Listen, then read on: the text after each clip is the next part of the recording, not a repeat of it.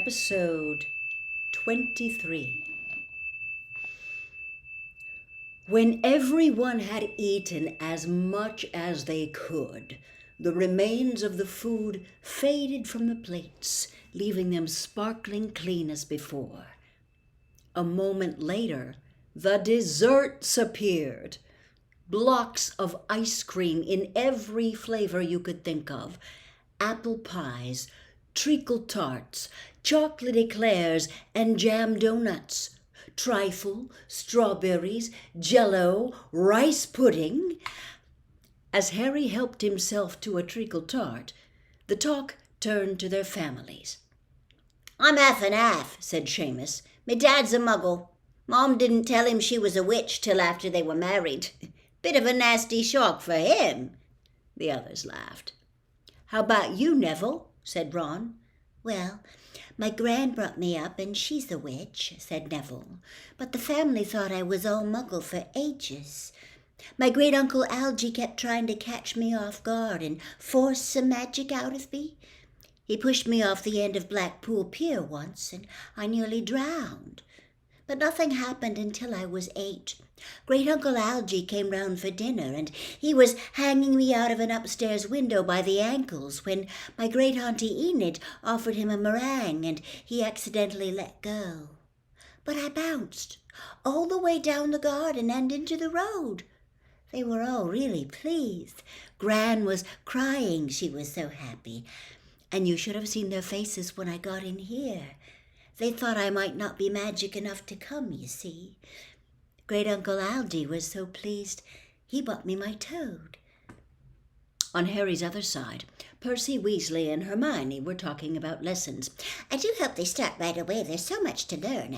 I'm particularly interested in transfiguration. You know, turning something into something else. Of course, it's supposed to be very difficult."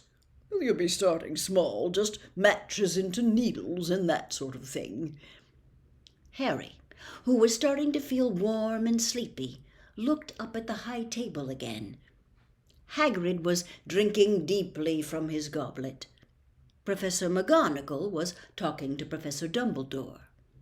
Professor Quirrell, in his absurd turban, was talking to a teacher with greasy black hair, a hooked nose, and sallow skin. It happened very suddenly. The hook-nosed teacher looked past Quirrell's turban straight into Harry's eyes, and a sharp, hot pain shot across the scar on Harry's forehead. "Ouch!" said Harry, clapping his hand to his head. "What is it?" asked Percy. Nothing." The pain had gone as quickly as it had come. Harder to shake off was the feeling Harry had gotten from the teacher's look. A feeling that he didn't like Harry at all.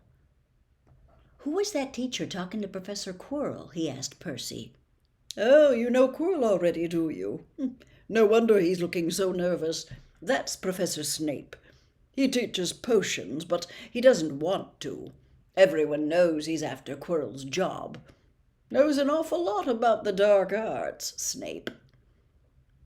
Harry watched Snape for a while, but Snape didn't look at him again. At last, the desserts too disappeared, and Professor Dumbledore got to his feet again. The hall fell silent. "Just a few more words now that we are all fed and watered. I have a few start-of-term notices to give you. First years should note that the forests on the grounds is forbidden to all pupils. And a few of our older students would do well to remember that as well." Dumbledore's twinkling eyes flashed in the direction of the Weasley twins. "I have also been asked by Mr. Filch, the caretaker, to remind you all that no magic should be used between classes in the corridors. Quidditch trials will be held in the second week of the term. Anyone interested in playing for the house teams should contact Madame Hooch.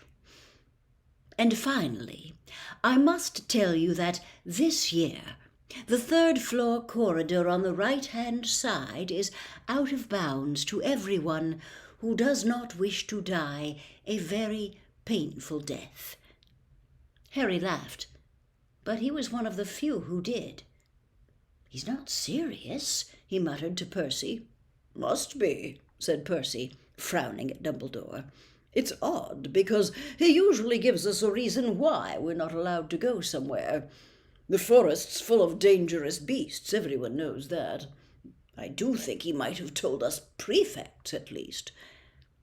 "And now, before we go to bed, let us sing the school song," cried Dumbledore.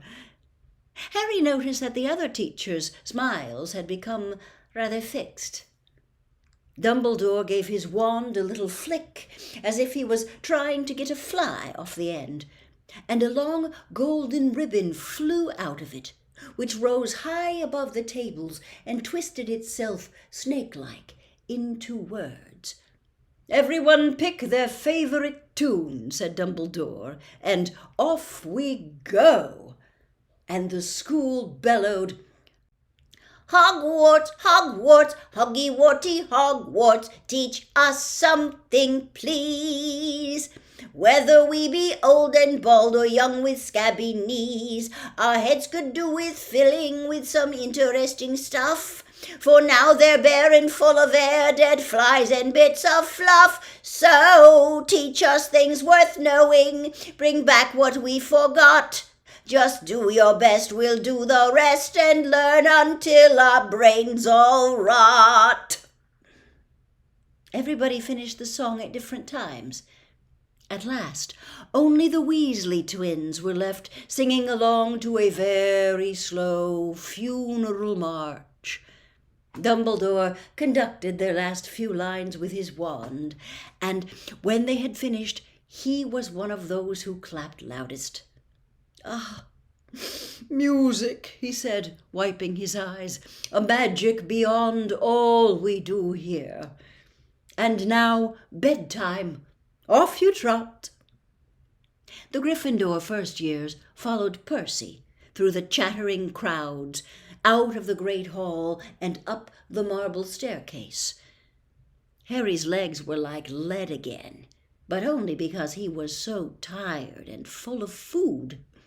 He was too sleepy even to be surprised that the people in the portraits along the corridors whispered and pointed as they passed, or that twice Percy led them through doorways hidden behind sliding panels and hanging tapestries. They climbed more staircases, yawning and dragging their feet, and Harry was just wondering how much further they had to go when they came to a sudden halt. A bundle of walking sticks was floating in mid-air ahead of them, and as Percy took a step toward them, they started throwing themselves at him.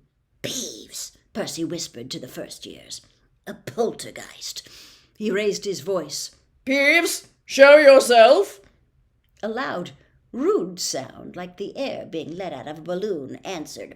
"Do you want me to go to the Bloody Baron?"